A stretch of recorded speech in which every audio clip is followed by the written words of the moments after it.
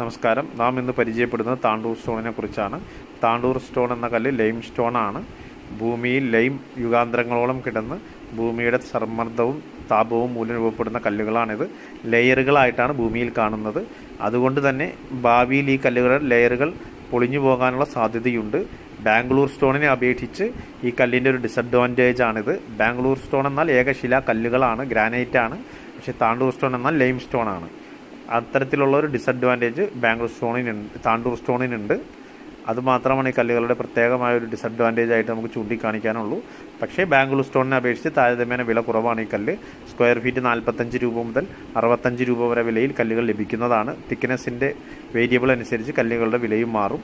20 mm, 30 mm, 40 mm, 50 mm ഈ വെറൈറ്റിയിൽ ഈ കല്ലുകൾ ലഭിക്കുന്നതാണ്. ഗ്രേ കളറാണ് ഈ കല്ല്. സർഫേസ് റഫായിരിക്കും. ഡ്രൈവേ പർപ്പസിനും വാക്ക്വേ പർപ്പസിനും നമുക്ക് ഈ കല്ല് യൂസ് ചെയ്യാവുന്നതാണ്.